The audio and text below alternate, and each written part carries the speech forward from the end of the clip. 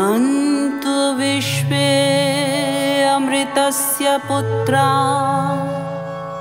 आये धामानि दिव्यानि तस्थु वेदाहमेतं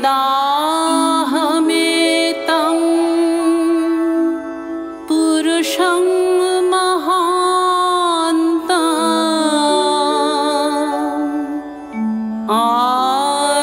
आदित्यवर्णं तमसः परास्तात् त्वमेव विदित्वाति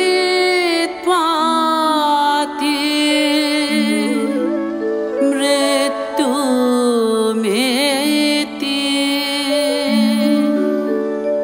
नान्यः पन्था विद्यते अयनाय नान्यः पन्था विद्यते अयनाय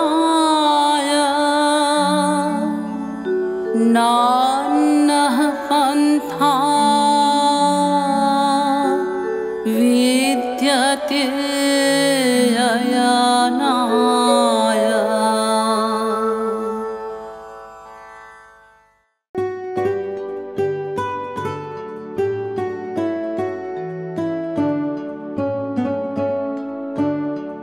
নমস্কার।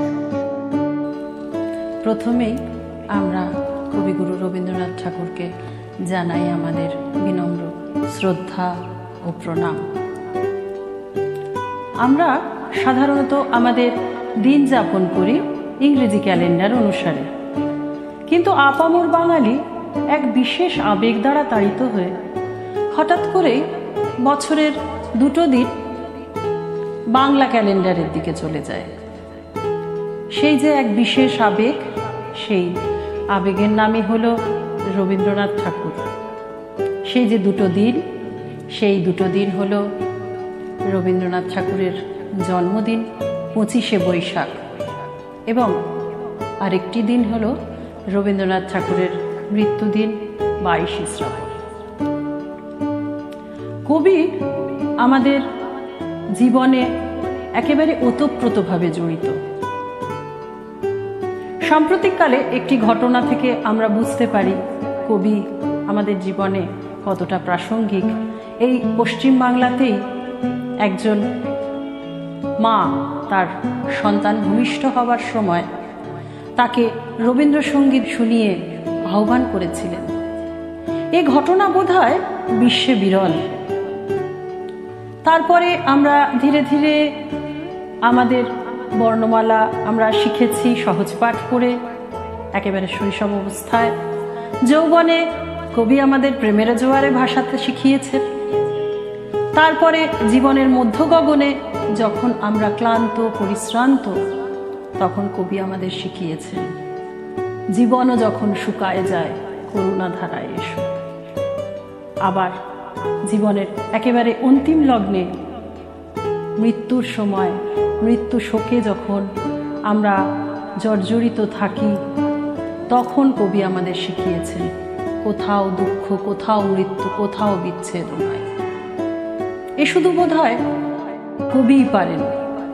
জীবনের এমন অনেক সময় আসে আমাদের, তখন যেন মনে হয় সে আনন্দ হতে পারে, সে দুঃখ হতে পারে, তখন যেন মনে হয় এ তো আমারই গান, কবি তো আমার জন্যই লিখে গেছেন।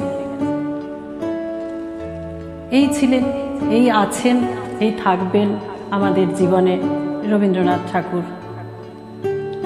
রবীন্দ্রনাথ ঠাকুর নিজে অনেক বারবার বাল্যকাল থেকে বহুবার শোকে জর্জরিত হয়েছেন, এবং এই শোকগ্রস্ত অবস্থায় তিনি তার সবথেকে বোধহয় শ্রেষ্ঠ সাহিত্য রচনা করেছেন, যার নাম আমরা সকলেই জানি, গীতাঞ্জলি। এই গীতাঞ্জলি মূলত মৃত্যুর প্রেক্ষাপটে রচনা হয়েছে। আজকে আমাদের যে অনুষ্ঠান, সেই অনুষ্ঠান গীতাঞ্জলি থেকে সং অফারিংসের যে যাত্রাপথ, কবির যে নোবেল প্রাপ্তির ঘটনা, তা আমরা সাজিয়ে এনেছি আপনাদের সকলের জন্য। গীতাঞ্জলিতে কবি যে ভাবনা, অনেক কিছু ধরা আছে। মূলত এর যে রচনাগুলি তা ঈশ্বর ভাবনার উপরে, অনেক কিছু ভাবনা এই ঈশ্বর ভাবনার সাথে উনি মিলিয়েছেন, কিন্তু আমাদের খুব সংক্ষিপ্ত সময়ের মধ্যে আমরা কিন্তু পুরোটা ধরতে পারছি না। কবিকে এত সংক্ষিপ্ত সময়ের মধ্যে ধরা যায় না। তাই আমরা গীতাঞ্জলির কিছু গান, সং অফারিংসের কিছু গান সাজিয়ে এনেছি আপনাদের জন্য। অধ্যাপক শ্রদ্ধেয় শ্রী সুধীর চক্রবর্তী মহাশয় কবিকে নীলকান্তমণি বলে আখ্যা দিয়েছেন। এই নীলকান্তমণি হলো মহামূল্যবান এক রত্ন। সত্যি তো, কবি তো এক মহামূল্যবানই রত্ন আমাদের কাছে। আমাদের সাহিত্য জগতে বহু সাহিত্যিক এসেছেন, তারা আমাদের সেই সাহিত্য দিয়ে আমাদেরকে ভীষণভাবে সমৃদ্ধ করেছেন। কিন্তু কবি যা দিয়ে গেছেন আমাদের, একাধারে ছোট গল্প, বড় গল্প, উপন্যাস, প্রবন্ধ, প্রহসন, নাটক, কবিতা, গান, আরও অনেক কিছু, চিত্রকলা আছে, আরও অনেক কিছু আছে, এ বলে শেষ করা যায় না। তাই সত্যিই তো তিনি নীলকান্তমণি। আমারও তাই মনে হয় যে কবি নীলকান্তমণি। আসুন আজকে আমরা সকলে মিলে এই নীলকান্তমণির আলোর ছটায় আলোকিত হয়ে উঠি। কবি যখন এই গীতাঞ্জলি রচনা করেছিলেন প্রথম বিশ্বযুদ্ধের আগে, তখন পৃথিবী বড় অশান্ত ছিল। এখন আবার পৃথিবী অশান্ত হয়ে উঠেছে। আমাদের খালি প্রয়াস সেই সময় কবির বাণী, কবির রচনা যেমন বিশ্বে এক শান্তির প্রলেপ ছড়িয়ে দিয়েছিল সকলের মাঝে, আমাদের প্রয়াস সকলে তার বাণী শুনে সেই শান্তিতে জীবনযাপন করুন ও তাকে গ্রহণ করুন। নমস্কার।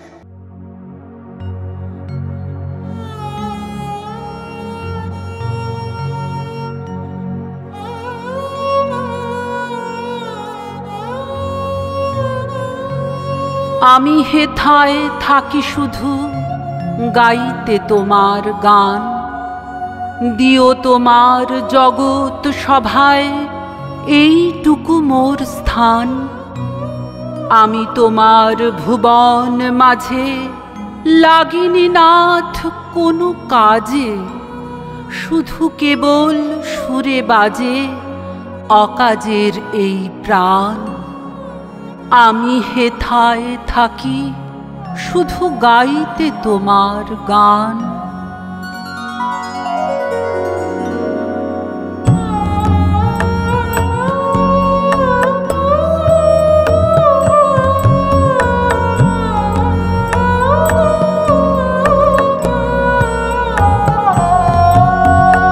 জগতে আনন্দ যোগে আমার নিমন্ত্রণ,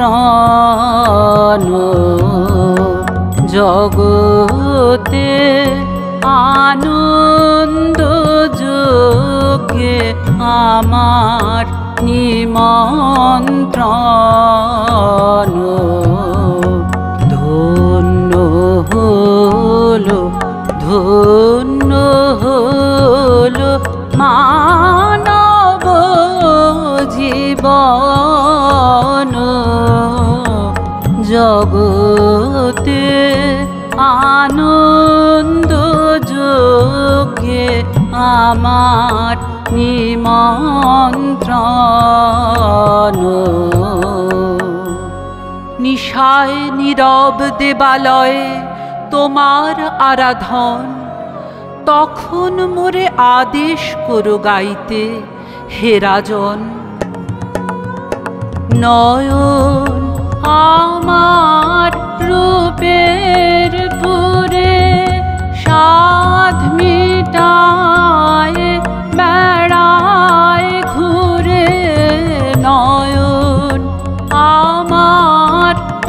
রূপের পুরে সাধ মিটায় বেড়ায় ঘুরে শ্রবণ আমার গভীর সুরে হয়েছে মগন জগতে আনন্দ যোগে আমার নিমন্ত্রণ।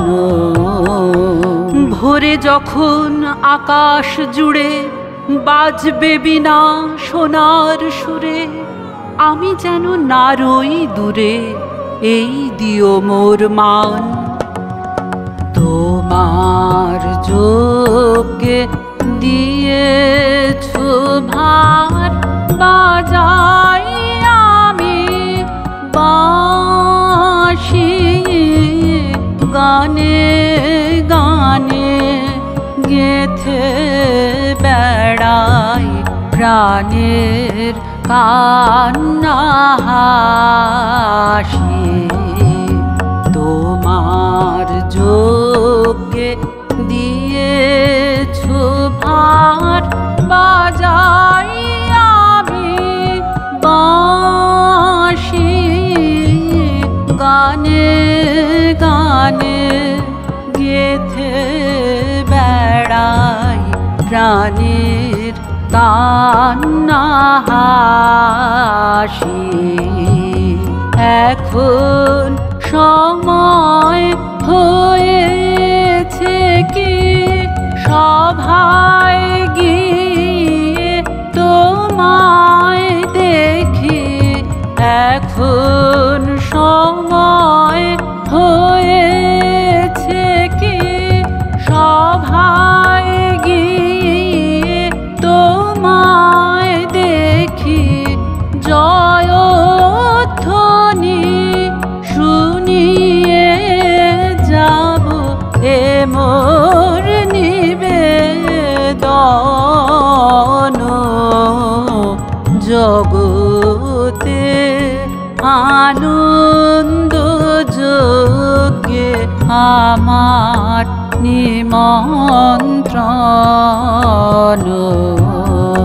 ধন্য হলো ধন্য হলো মানব জীবন। জগতে আনন্দ যোগে আমার নিমন্ত্রণ।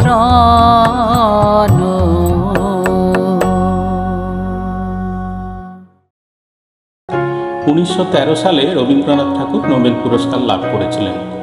একজন অইউরোপীয় এশিয়া মহাদেশে সাহিত্যে প্রথম নোবেল পুরস্কার লাভ করেছিলেন। এটা আমাদের বাঙালির, বাংলার তথা ভারতের গৌরব। রবীন্দ্রনাথ ঠাকুর এর যে গীতাঞ্জলি তা 1910 সালে শান্তিনিকেতন থেকে কাব্যের মধ্যে দিয়ে প্রকাশিত হয়েছিল, যদিও গীতাঞ্জলির বিভিন্ন রচনা কয়েক বছর ধরে বিভিন্ন পত্রপত্রিকার মধ্যে দিয়ে প্রকাশিত হয়ে আসছিল। এই গীতাঞ্জলি মূলত ঈশ্বর ভাবাপন্ন, অর্থাৎ নিরাকার ঈশ্বর বা ব্রাহ্মভাব সম্পন্ন ভক্তিমূলক রচনা। এই গীতাঞ্জলিতে মোট 157খানা গীতিকবিতা রয়েছে। এই গীতাঞ্জলির যে উৎপত্তি, অর্থাৎ গীতাঞ্জলি কবি রবীন্দ্রনাথ ঠাকুর এর যে উৎস গীতাঞ্জলির, সেই প্রসঙ্গে যদি বলা হয় তাহলে এই কবির ছোট পুত্র সমীন্দ্রনাথ আকস্মিক মৃত্যুর পর রবীন্দ্রনাথ ঠাকুর একবার রেলগাড়িতে চেপে ফিরছিলেন। আকাশে তখন পূর্ণিমার চাঁদ, জ্যোৎস্নায় ভেসে যাচ্ছে আকাশ। কবি ভাবছেন কবির এই যে শোক, এ তো তার নিজের একার শোক, কই পৃথিবী জুড়ে কোথাও তো কোনো শোকের দেখা নেই। এক্ষেত্রে কবির হৃদয় থেকে, শোকগ্রস্ত কবি, কিন্তু হৃদয় থেকে ওনার যে বেরিয়ে এসেছিল এক অদ্ভুত রকমের চেতনা, সেই চেতনা পরে ভক্তিতে পর্যবসিত হয়েছিল। সেই শোক থেকে কবি যে ভক্তিরসের ধারায় শ্লোকের মধ্যে দিয়ে বিভিন্ন রচনা করেছিলেন, তাই মূলত গীতাঞ্জলিতে আমরা খুঁজে পাই। গীতাঞ্জলির অনেক রচনা আছে, তার মধ্যে ওনার যে গান, ওনার যে প্রার্থনার মতো যে সমস্ত সঙ্গীত, অন্তরমম বিকশিত করো অন্তরতর হে, আমরা শুনব কিছুক্ষণ পরে তার এক হিন্দি ভাষাতে রূপান্তর। আমরা একটু আগে শুনেছি জগতে আনন্দ যজ্ঞে আমার নিমন্ত্রণ। এই যে গানটি, এই গানের মধ্যে দিয়ে কবি বলতে চেয়েছেন যে আমরা মানুষরা মূলত আজকে এই যে পৃথিবীতে ঈশ্বরের তৈরি, স্রষ্টার এই যে সৃষ্টি, আমরা ঈশ্বরের সৃষ্টি, আমাদের মহিমান্বিত হওয়া উচিত। আমাদের এই মানুষ জন্মের মধ্যে দিয়ে আমরা সুখ পাই অথবা দুঃখ পাই, যাই পাই না কেন, আমরা যেন ঈশ্বরের কাছে কৃতজ্ঞ থাকি। তাই ঈশ্বর আমাদের আমন্ত্রণ করেছেন এখানে কিছু করবার জন্যে, আমরা যেন ভালো কাজ করি। বাংলা যেন বা বাঙালি পাঠক নয়, ভারতের বিভিন্ন ভাষীরাও যেন ওনার এই গান শুনে উপলব্ধি করতে পারেন। তা আমরা এখন শুনব এই গানের একটি হিন্দি ভাষান্তর, অন্তরমম বিকশিত করেন অন্তর।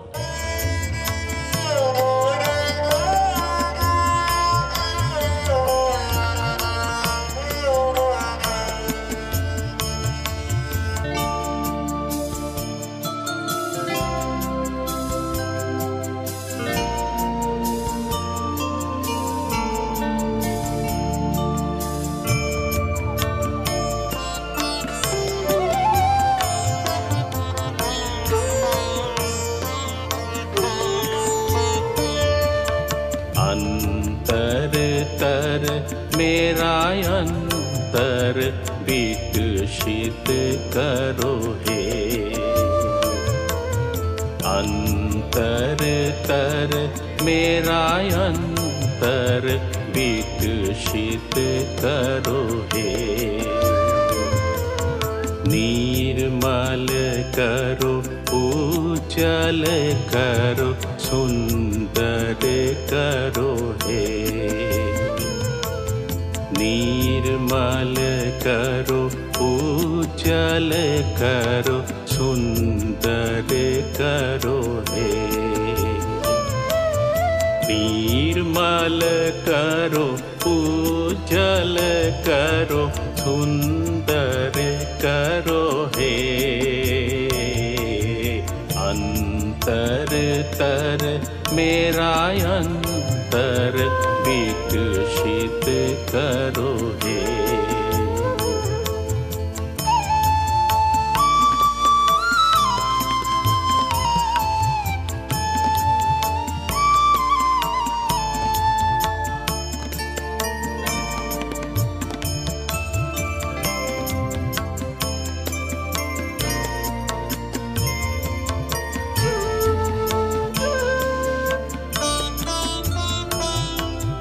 करो जागृत करो तत करो निर्भय हे,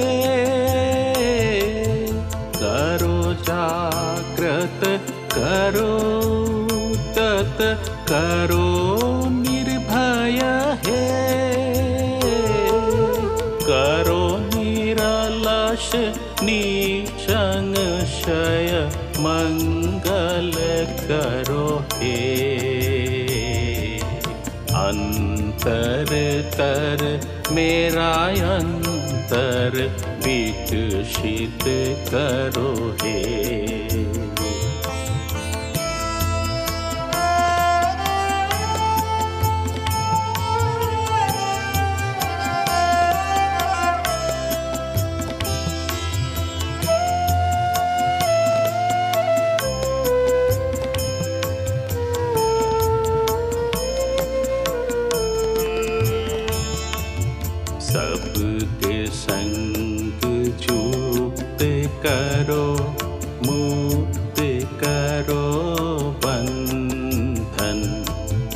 करो अपना शांत छंद कर्मों में संचारन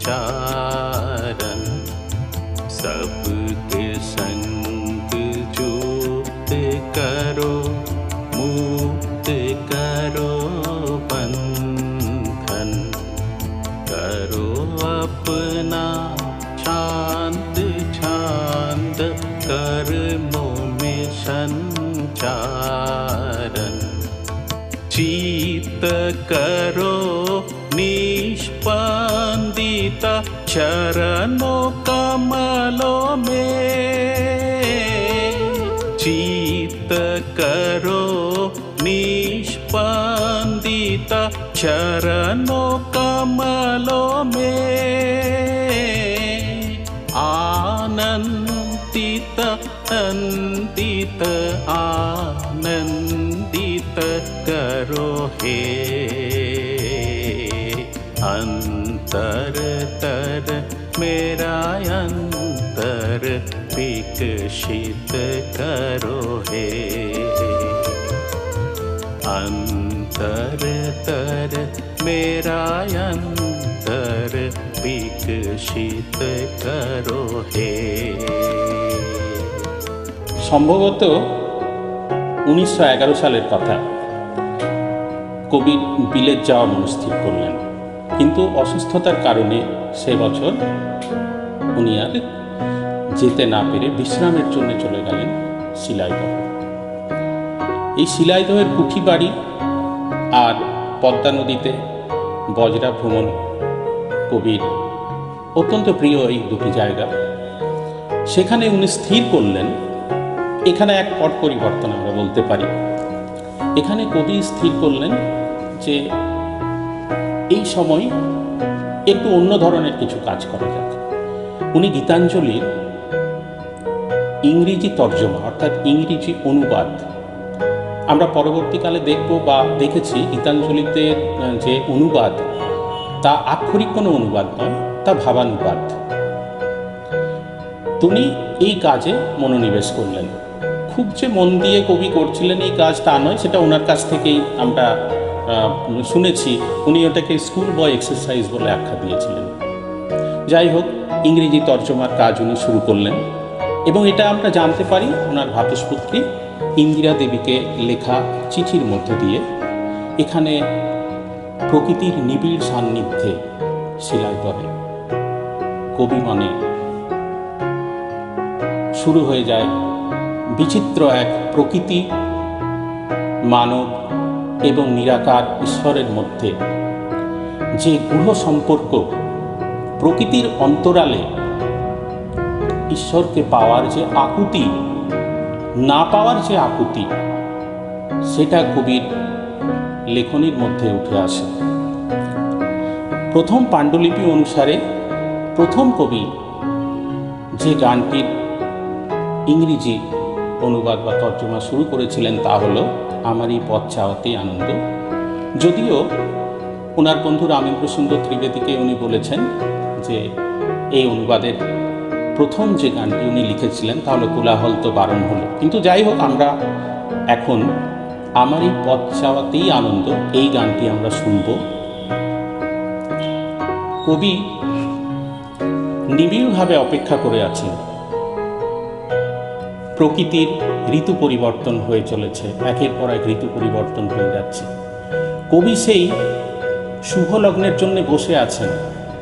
কখন সেই অন্তরাত্মাকে একবার প্রত্যক্ষ করা যায়, আমরা এই গানটির মধ্যে দিয়েই কবির যে মনের আকুতি তা আমরা বুঝতে পারব। আসুন শোনা যাক আমার এই পথ চাওয়াতে আনন্দ।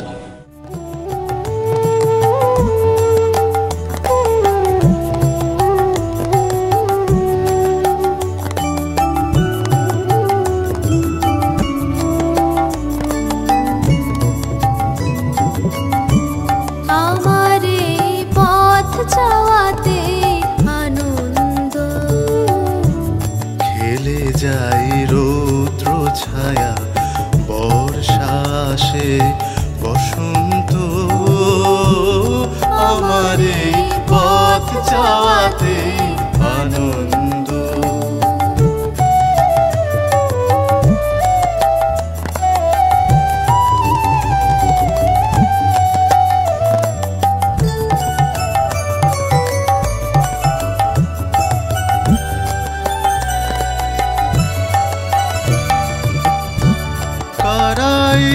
সম্মুখ দিয়ে আসে যায় খবর নিয়ে, কারা এই সম্মুখ দিয়ে আসে যায় খবর নিয়ে।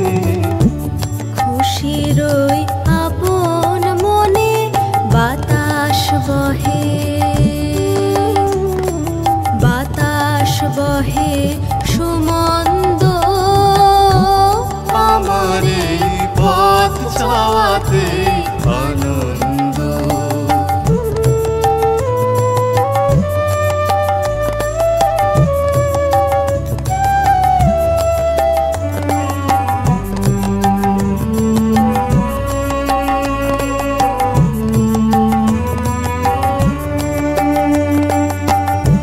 সারাদিন আঁখি মেলে দুয়ারে রব একা, শুভক্ষণ হঠাৎ এলে তখনই পাবো দেখা।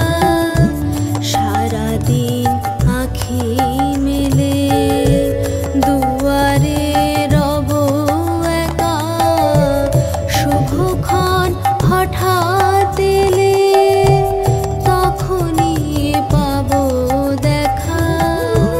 ততক্ষণ ক্ষণে ক্ষণে হাসি গায় আপন মনে, ততক্ষণ ক্ষণে ক্ষণে হাসি গায় আপন মনে।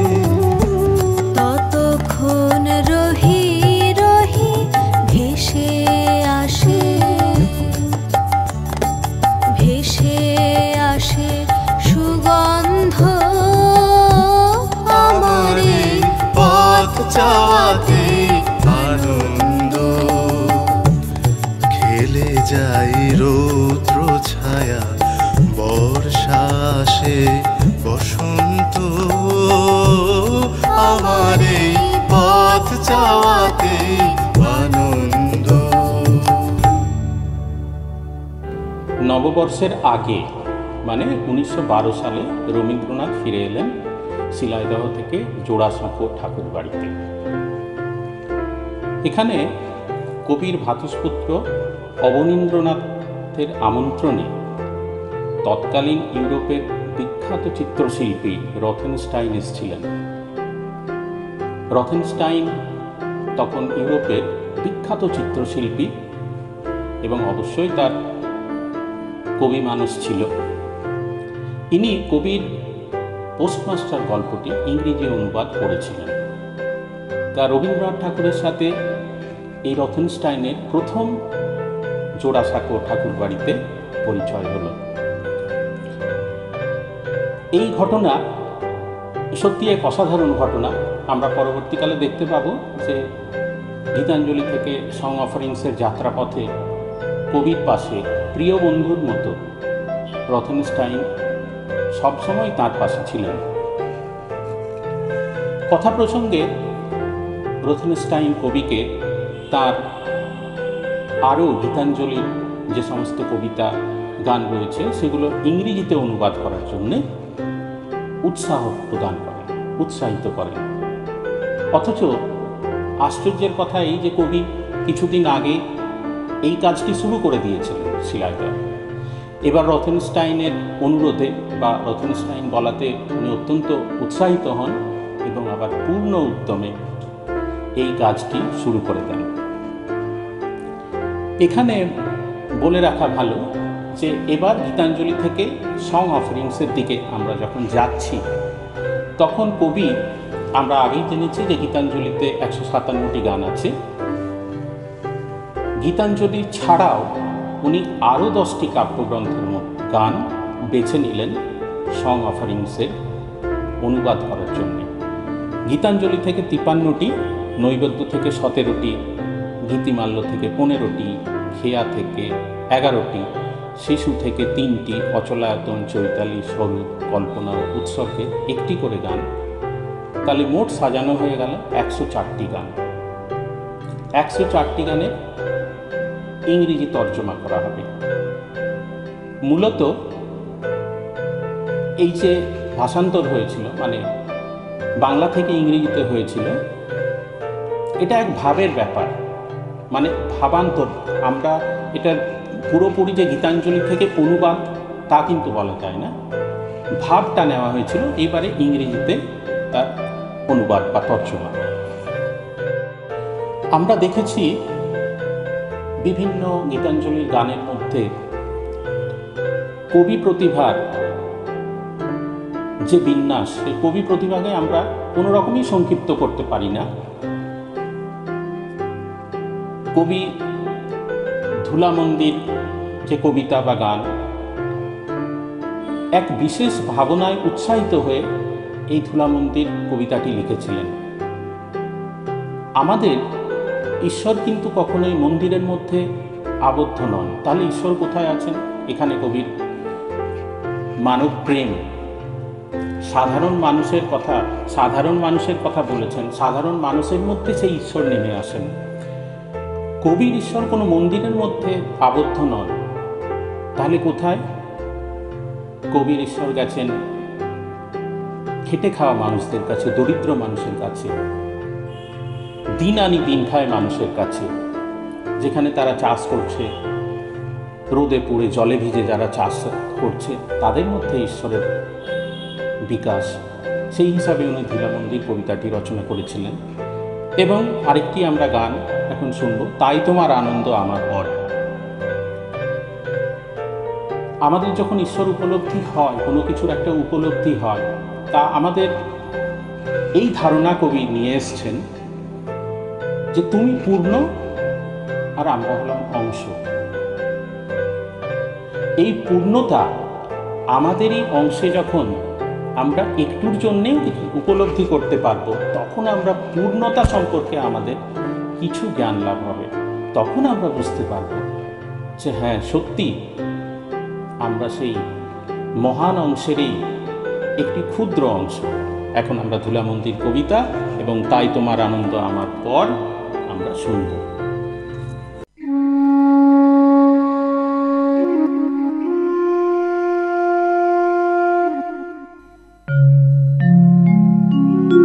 ভজন পূজন সাধন আরাধনা সমস্ত থাক পড়ে, রুদ্ধদ্বারে দেবালয়ের কোণে কেন আছিস ওরে? অন্ধকারে লুকিয়ে আপন মনে কাহারে তুই পুজিস সঙ্গোপনে? নয়ন মেলে দেখ দেখি তুই চেয়ে, দেবতা নাই ঘরে। তিনি গেছেন যেথায় মাটি ভেঙে করছে চাষা চাষ, পাথর ভেঙে কাটছে যেথায় পথ, খাটছে 12 মাস। রৌদ্রে জলে আছেন সবার সাথে, ধুলা তাহার লেগেছে 2 হাতে। তাঁরই মতন সচিবসন ছাড়ি আয় রে ধুলার পরে। মুক্তি, ওরে মুক্তি কোথায় পাবি? মুক্তি কোথায় আছে? আপনি প্রভু সৃষ্টি বাঁধন পরে বাঁধা সবার কাছে। রাখো রে ধ্যান, থাক রে ফুলের ডালি, ছিড়ুক বস্ত্র, লাগুক ধুলাবালি। কর্মযোগে তার সাথে এক হয়ে ঘর্ম পড়ুক ছড়ে।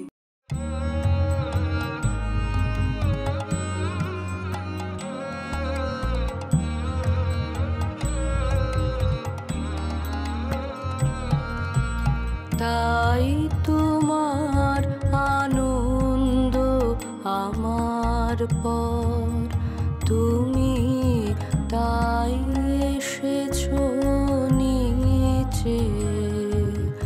তাই তোমার আনন্দ আমার পর, তুমি তাই এসেছো নিচে। আমায় নইলে ত্রিভুবনেশ্বর, তোমার প্রেম হতো যে মিছে। তাই তোমার পর তুমি তাই এসেছো নিচে।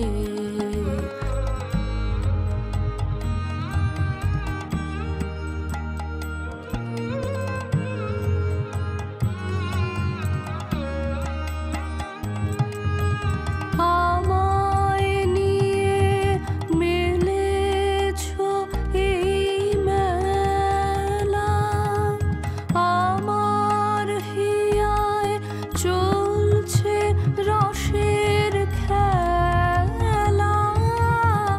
আমায় নিয়ে মেলেছো এই মেলা, আমার হিয়ায় চলছে রসের খেলা।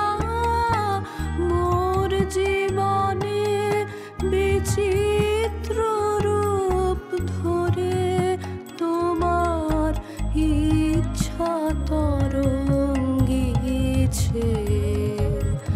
তাই তোমার আনন্দ আমার পর তুমি তাই এসেছো নিচে। আমায় নইলে ত্রিভুবনেশ্বর,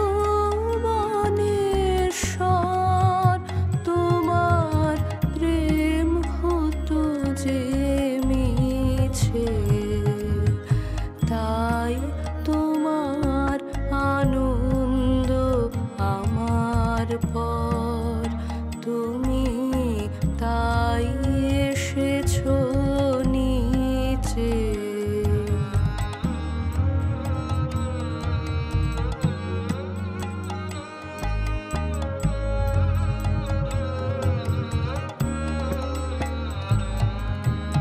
তাই তো তুমি রাজার রাজা হয়ে তবু আমার হৃদয়ে লাগি ফিরছো কত মনোহরণ বেশে।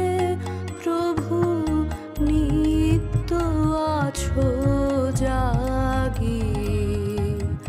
তাই তো তুমি রাজার রাজা হয়ে তবু আমার হৃদয় লাগি ফিরছো কত মনোহরণ বেশে। প্রভু নিত্য আছো জাগি।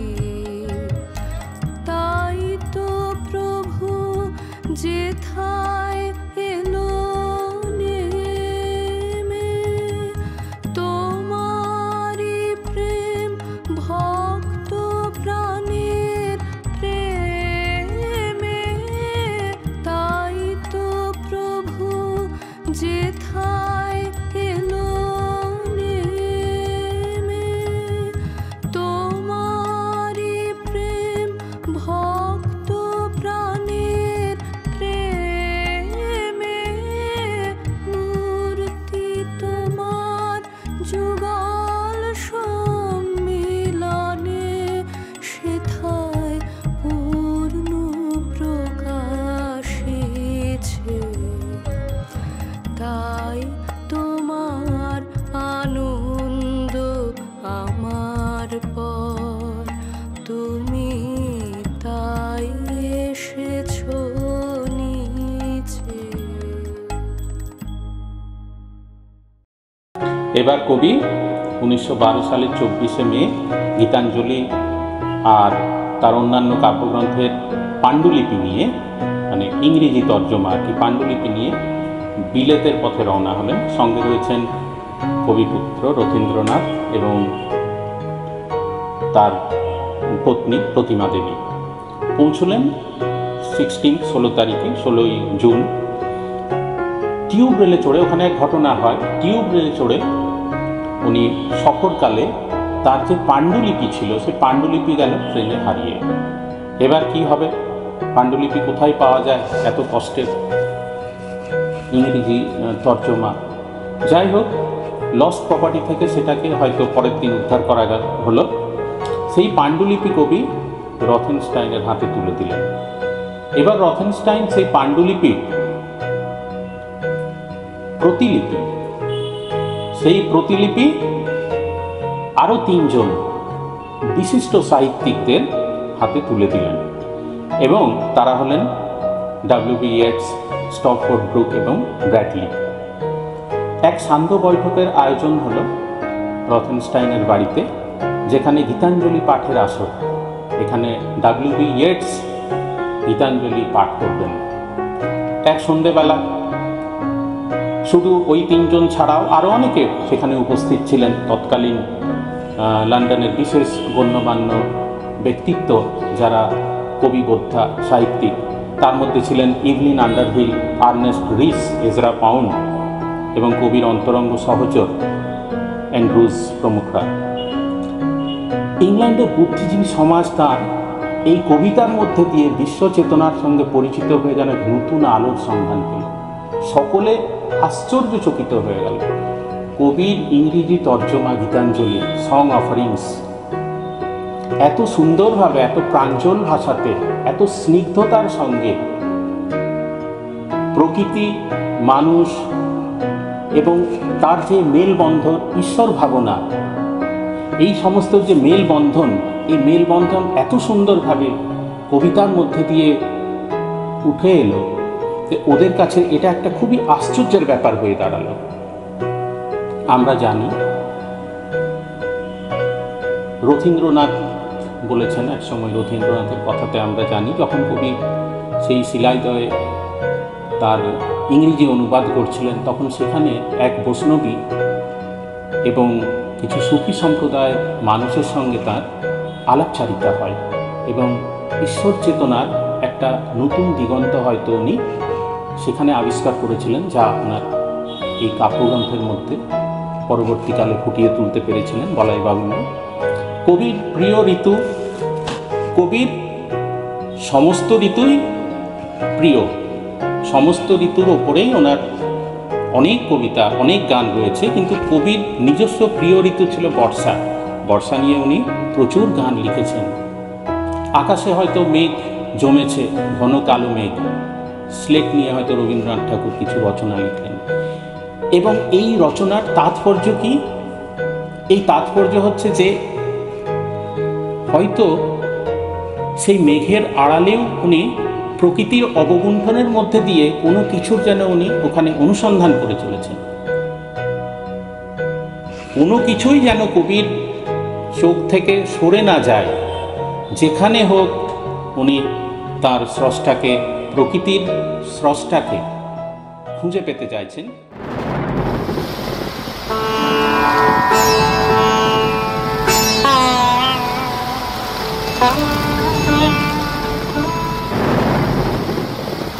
In the deep shadows of rainy July, with secret steps thou walkest, silent as night, eluding all watchers. Today, the morning has closed its eyes, heedless of the insistent calls of the loud east wind, and a thick veil has been drawn over the ever-wakeful blue sky. The woodlands have hushed their songs, and doors are all shut at every house. Thou art the solitary wayfarer in all this deserted street. Oh, my only friend, my best beloved, the gates are open in my house. Do not pass by like a dream.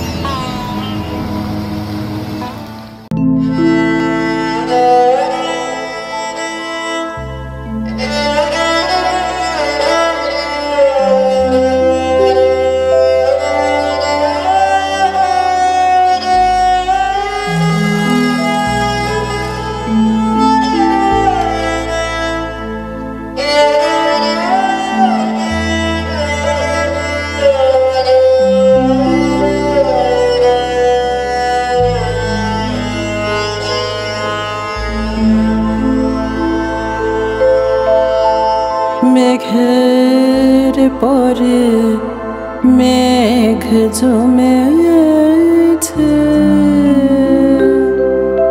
Aadhaar করে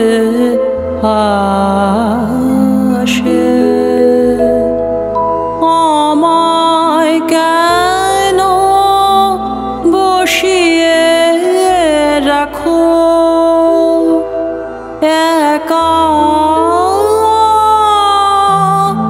দ্বারের পাশে।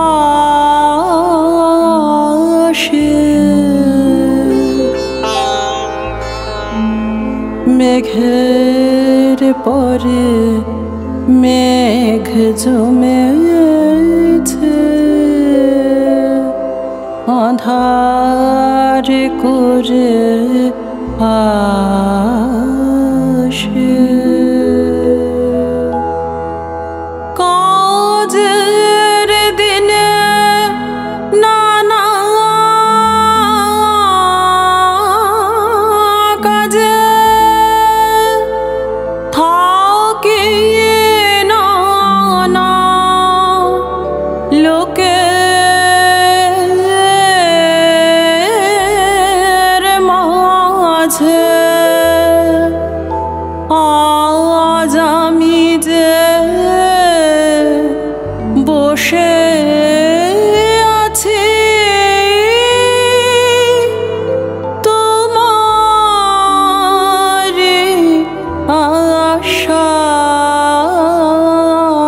আশ্বাসে।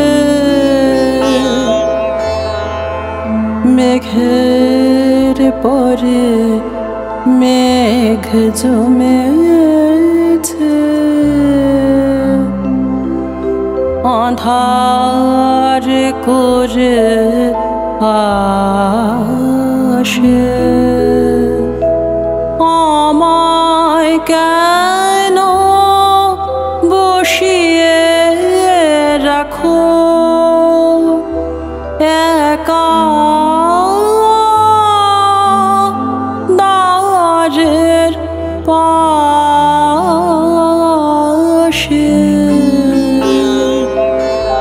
মেঘের পরে মেঘ জমেছে, আঁধার করে আসে। তুমি যদি না দেখা দাও করো আমায় হেলা, কেমন করে কাটে আমার এমন বাদল বেলা, দূরের পানে মেলে আখি, কেবল আমি চেয়ে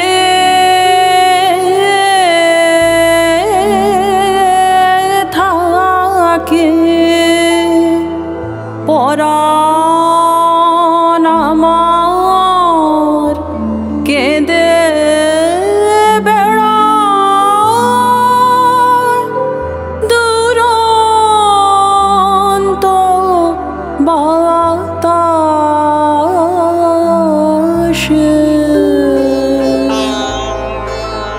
মেঘের পরে মেঘ জমেছে, আঁধার করে আসে, আমায় কেন বসিয়ে রাখো একা দ্বারের পাশে।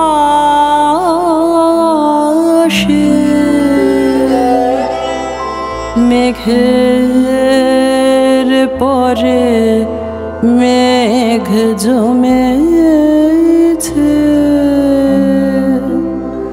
আঁধার করে আসে।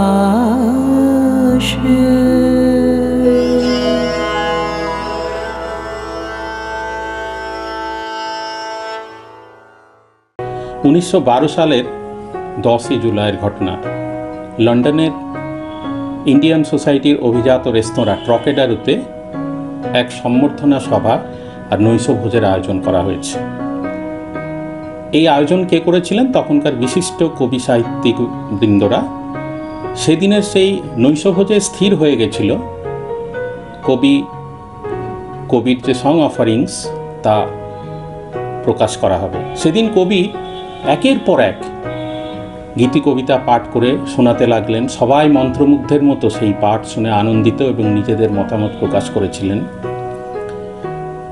সেদিন ইয়েটস এতটাই প্রভাবিত হয়েছিলেন কবির কবিতা শুনে যে উনি সেদিন এই গ্রন্থের যে ভূমিকা লিখবেন সেটা উনি সেদিন মনস্থির করে ফেললেন এবং বললেনও, স্থির করে ফেলেছিলেন। আর রোথেনস্টাইন চিত্রশিল্পী বন্ধু, প্রথম থেকে আমরা দেখেছি রোথেনস্টাইন আছেন। রোথেনস্টাইনের খুব হৃদয়ের বন্ধু রবীন্দ্রনাথ ঠাকুর। উনি চাইতেন রোথেনস্টাইন প্রচ্ছদ অলঙ্কৃত করবেন। এটা সেদিন ডিসাইড হয়ে গেল। এটা সেদিন সেই সভাতেই, সেই সান্ধ্যকালীন যে অধিবেশন হয়েছিল সেখানে এই দুটো জিনিস ঠিক হয়ে গেল। সং অফারিংসের ভূমিকা লিখবেন ইয়েটস, প্রচ্ছদ অলঙ্কৃত করবেন বা প্রচ্ছদ অলঙ্করণের দায়িত্বে থাকবেন রোথেনস্টাইন। আমরা রবীন্দ্রনাথ ঠাকুরের যে প্রতিভার বিকাশ দেখি, অর্থাৎ ওনার যে চতুর্দিকে, মানে একটা কোনো জায়গাতে রবীন্দ্রনাথ ঠাকুরের প্রতিভা তো আটকে নেই। তখন ভারতবর্ষ স্বাধীন হয়নি, তখন প্রথম বিশ্বযুদ্ধের দামামা। এই রকম একটা পরিস্থিতিতে ইউরোপে ওনার এই যে গীতাঞ্জলি পাঠ এবং গীতাঞ্জলির যে কথা, এত স্নিগ্ধ কথা, এই কথা সবাই এক বাক্যে স্বীকার করে নিলেন যে শান্তির প্রলেপ, ওদের অশান্ত চিত্তে এক শান্তির বার্তা নিয়ে আসবে। কবি খুব চাইছিলেন যে ভারতবর্ষ তো পরাধীন, ভারতবর্ষের স্বাধীনতা দরকার। কিন্তু এই স্বাধীনতা শুধু রাজনৈতিক অথবা অন্য কোনো হস্তান্তর নয়। এই স্বাধীনতা হবে কেমন, সে কথা ওনার কবিতার মধ্যে দিয়ে প্রকাশ করেছেন, আমরা দেখেছি। উনি লিখেছেন, চিত্ত যেথা ভয় শূন্য, উচ্চ যথা শির। এক খুবই আশ্চর্যের কথা। খুব স্বাধীনতা মানে চিত্তকে ভয় শূন্য হতে হবে। কেমন ভয় শূন্য হতে হবে? যেখানে মানুষ মাথা উঁচু করে সম্মানের সঙ্গে বেঁচে থাকবে, জ্ঞান হবে উন্মুক্ত, ধনী দরিদ্র বলে কোনো সীমারেখা থাকবে না। মানুষ যেখানে নির্দ্বিধায় বলতে পারবে হৃদয় থেকে হৃদয়ের কথা, হৃদয় থেকে উচ্চারিত হবে সত্য। ঈশ্বরের কাছে কবির প্রার্থনা, ভারতবর্ষকে যেন ভেদাভেদহীন, উচ্চ নীচ, মিথ্যা, কুসংস্কার থেকে মুক্ত করে দেন। কবির এই কবিতা ইংরেজি অনুবাদ আবৃত্তি আমরা এখন শুনব। চিত্ত যেথা ভয় শূন্য, উচ্চ যথা শির। Where the mind is without fear and the head is held high, where knowledge is free, where the world has not been broken up into fragments by narrow domestic walls, where words come out from the depth of truth, where tireless striving stretches of fiction, where the clear stream of reason has not lost its way into the dreary desert sand of dead habit, where the mind is led forward by thee into ever-widening thought and action, into that heaven of freedom, my Father, let my country awake. এবার কবি European সমাজে, ওখানকার কবিদের মধ্যে অত্যন্ত পরিচিতি লাভ করলেন খুব তাড়াতাড়ি, অত্যন্ত পরিচিত হয়ে উঠলেন। ওনার গীতাঞ্জলি দ্য সং অফরিংস, দিকে দিকে গীতাঞ্জলি সং অফরিংসের সুনাম অব্যাহত থাকল। খুবই গৌরবের কথা। বিভিন্ন পত্রপত্রিকায় এ নিয়ে বিশেষ প্রবন্ধ আমরা দেখতে পাই। তাতে রবীন্দ্রনাথ ঠাকুরের গীতাঞ্জলি সং অফরিংসের ভূয়সী প্রশংসা করা হয়েছিল। ইংরেজ লেখক এবং রয়্যাল সোসাইটির সদস্য স্টার্জমুর এই কাজটি আরও ত্বরান্বিত করে দিলেন, অর্থাৎ নোবেল প্রাপ্তির ব্যাপারটাকে আরও ত্বরান্বিত করে দিলেন। উনি নোবেল পুরস্কারের জন্য সরাসরি রবীন্দ্রনাথকে এককভাবে মনোনয়ন করে দিয়েছিলেন। একাডেমির আরও অনেকে, শুধু স্টার্জমুর নয়, আরও অনেকে এ ব্যাপারে আগ্রহী ছিলেন, যেমন পার হলস্টন। একাডেমির আরেক সদস্য ভার্নার লন হেইডেনস্টাম রবীন্দ্রনাথের পক্ষে এমন প্রশস্তিপূর্ণ এক জোরালো এবং লিখিত বক্তব্য পেশ করেছিলেন যাতে সকল সংশয়ের অবসান হয়ে যায় এবং রবীন্দ্রনাথকে নোবেল প্রাইজ দেওয়ার সিদ্ধান্ত নেওয়া হয়। সালটা 1913 সাল। 13ই নভেম্বর সাহিত্যে নোবেল ঘোষণা করা হলো। এই যে একাডেমি, নোবেল কমিটির যে একাডেমি, তাতে 18 জন সদস্য ছিলেন। তার মধ্যে শুধুমাত্র প্রাচ্যের একজন ছিলেন যিনি বাংলা জানতেন। প্রাচ্যবিদ ছিলেন ইসাইয়াস টেগনা। বাকি অন্যদের ওপর তাহলে তারা বাংলা এই রূপান্তর কিভাবে প্রকাশ করবে, কিভাবে তাদের নিজেদের বক্তব্য রাখবেন, ওরা তো বুঝতে পারবেন না। এই কাজটি করেছিলেন সমকালীন, সুইডেনের সমকালীন খ্যাতমান কবি হেইডেনস্টাম। তিনি কবির এই রচনা 18 জন সদস্যকেই এটার ইংরেজি অনুবাদ তিনি হ্যান্ডবিল ছাপিয়ে বিলি করেছিলেন, যাতে তাদের বোধগম্য হয় যে সং অফরিংসকে কেন নোবেল প্রাইজ দেওয়া হবে। উনি তার বক্তব্যে বলেছেন তার গভীর সংবেদনশীল, অর্থাৎ কবিগুরুর গভীর সংবেদনশীল, সতেজ ও সুন্দর কবিতার জন্য, যার সাহায্যে পরম নৈপুণ্যের সঙ্গে তিনি তার স্বকৃত ইংরেজি ভাষান্তরের মাধ্যমে কাব্যিক চিন্তা চেতনাকে পশ্চিমা সাহিত্যের একটি অংশে পরিণত করেছেন। কি সুন্দর কথা। তাহলে 13ই নভেম্বর নোবেল পুরস্কার কমিটি কবির নাম ঘোষণা করার পর স্টকহোমের রয়টার প্রতিনিধি এই খবরটি আমাদের দেবে পরবর্তীকালে। তখনকার দিনের আমেরিকান কবি সাহিত্যিক এজরা পাউন্ড অথবা মে সিনেক্লেয়ার তাদের প্রশস্তিপত্রে বা তাদের বক্তব্যে কবিগুরুর গীতাঞ্জলি সং অফরিং সম্পর্কে যা মন্তব্য দেন তা সমস্ত ইউরোপ জুড়ে এক আলোড়ন সৃষ্টি হয়। এখন আমরা কবির এই যে নোবেল প্রাপ্তি ওনার হয়েই গেল, নিউ ইয়র্ক ইভিনিং পোস্টে সেদিন প্রকাশিত হয়েছিল প্রথম। এদেশে রয়টারের খবর এলো পরের দিন 14ই নভেম্বর। প্রথম পুরস্কারটি ঘোষণা করা হয়েছিল 13ই নভেম্বর। স্টকহোমের রয়টার প্রতিনিধিত্ব খবরটি প্রথম ব্রেক করেছে। তার পরের দিন নিউ ইয়র্ক ইভিনিং পোস্টে সেই খবর প্রকাশিত হয়। এবার এই নোবেল প্রাপ্তির পর সেটা কলকাতায় আসবে পরের দিন। আমরা এখন কবির এই নোবেল প্রাপ্তির যে ঘটনা তাতে বিশেষভাবে আনন্দিত হই। একটি নাচ আমরা এই মুহূর্তে দেখব জগত জুড়ে। আসুন আমরা সেই নাচ দেখি।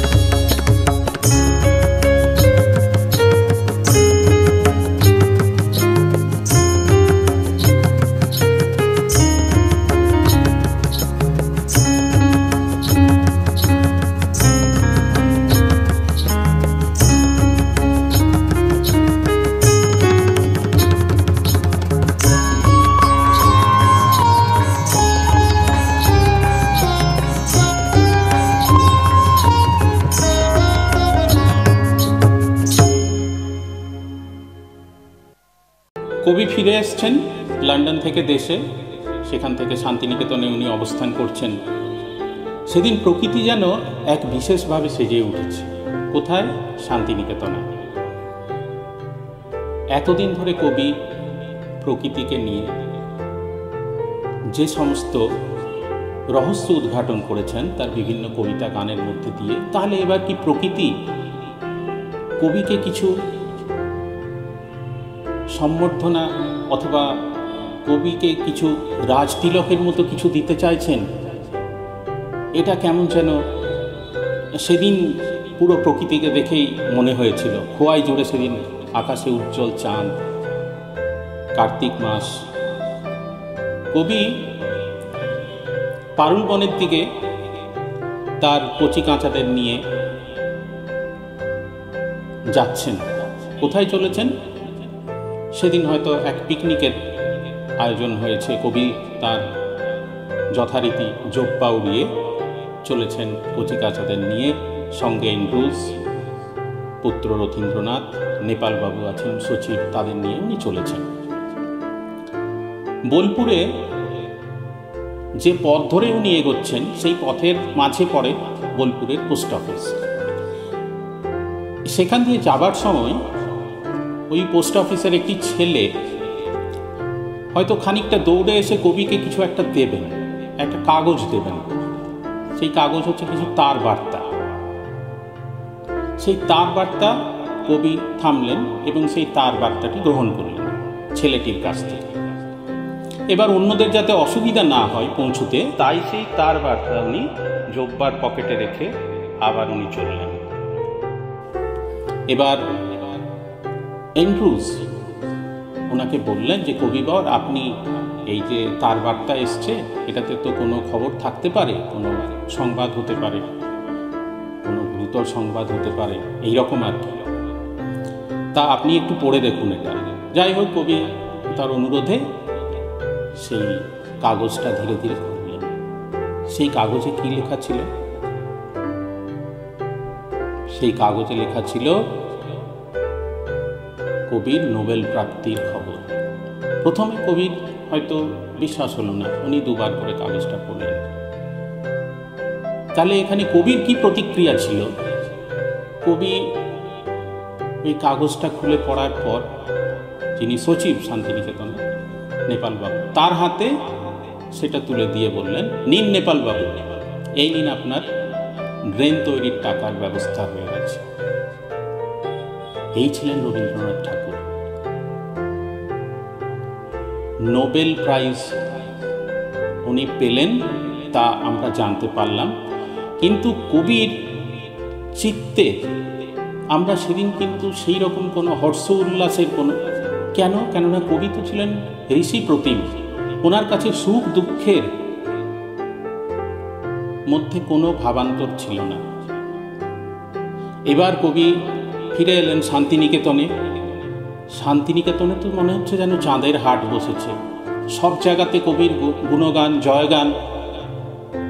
এই যে কবির নোবেল প্রাপ্তি, এই নোবেল প্রাপ্তির যে ঘটনা কলকাতা থেকে এসছিল, যে কলকাতা থেকে যে বোলপুরের ডাকঘরে যে তার বার্তা এসছিল, কলকাতাতে এসছিল 4:10 বিকেলবেলা, তারপরে আরও প্রায় 30 মিনিট পরে সেটা বোলপুরের পোস্ট অফিসে পৌঁছিয়েছিল। তাহলে একটু সন্ধে হয়ে গেছিল।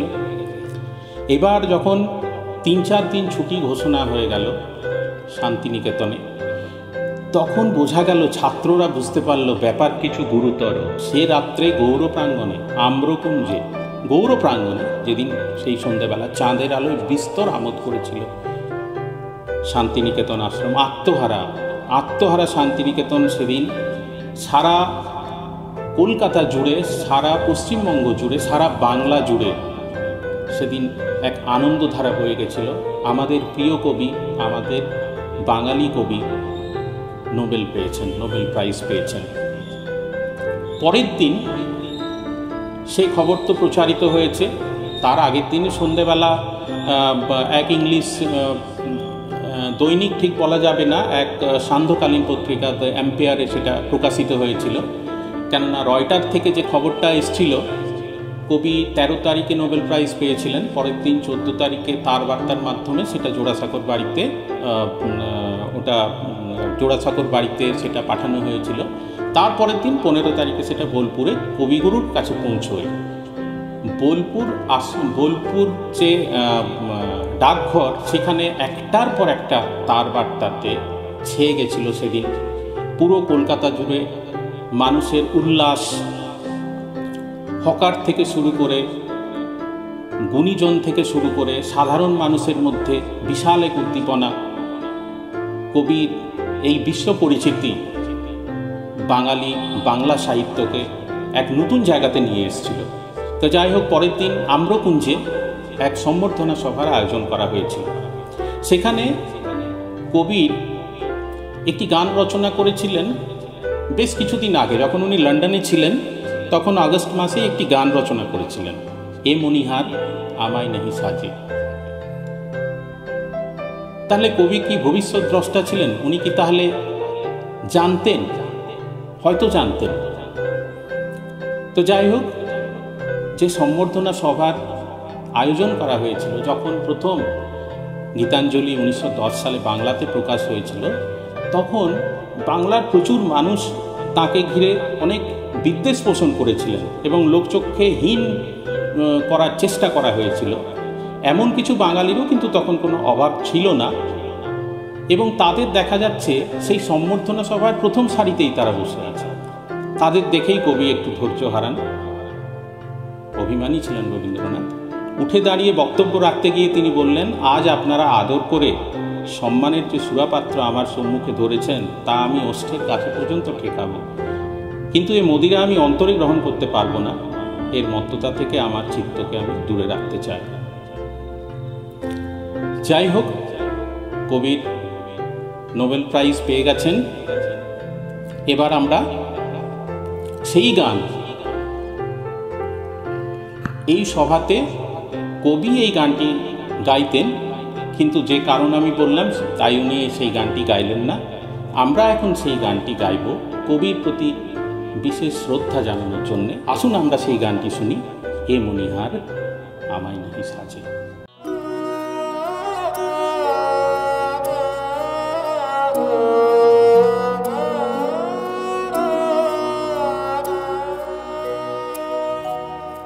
এ মনিহার আমায় নাহি সাজে,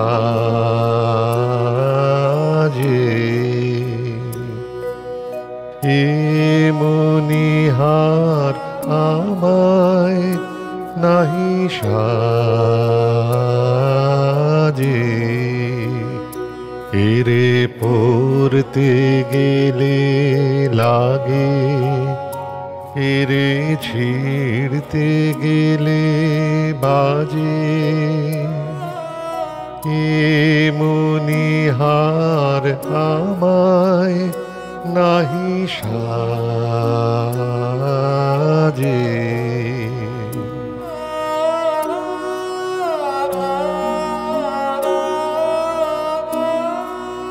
কণ্ঠ যে রোধ করে, সুর তো নাহি স্বরে, কণ্ঠ যে রোধ করে, সুর তো নাহি স্বরে, ওই দিকে যে মন পড়ে রয়, মন লাগে না কাজে, এ মনিহার আমায় নাহি সাজে।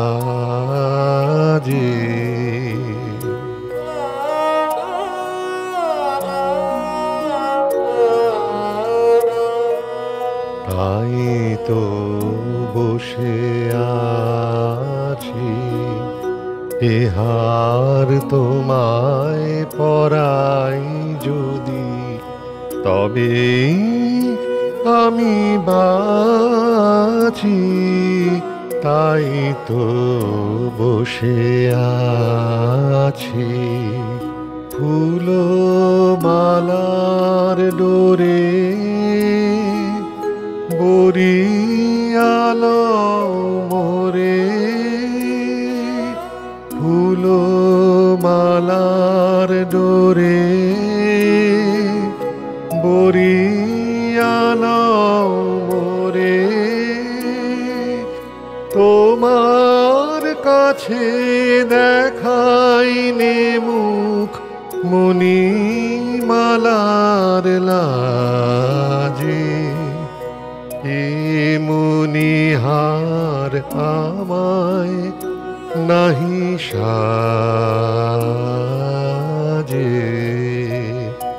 এরে পড়তে গেলে লাগে, এরে ছিঁড়তে গেলে বাজে,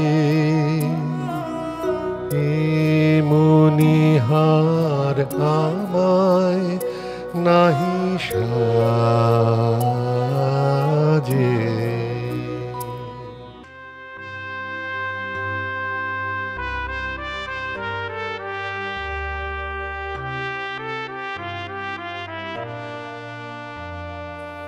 আঠেরোই কার্তিক ১৩২৫ সিলেট যাওয়ার পথে করিমগঞ্জ স্টেশনে বিশ্বকবি রবীন্দ্রনাথ ঠাকুরকে যে মানপত্র প্রদান করা হয়েছিল তা পাঠের পর কবি এক সংক্ষিপ্ত ভাষণে বলেছিলেন, পাশ্চাত্য হইতে যদি কোনো গৌরব আমি ভারতবর্ষে বহন করিয়া আনিয়া থাকি, সেটা আমার একার নহে, সেটা আমার দেশের, দেশের গৌরব, জাতির গৌরব, প্রত্যেক ভারতবাসীর গৌরব। এই গৌরবে আমাদের গৌরবান্বিত করেছিল রবীন্দ্রনাথ ঠাকুরের গীতাঞ্জলি। তবে বাংলা গীতাঞ্জলি নয়, ইংরেজি গীতাঞ্জলি, সং অফারিংস।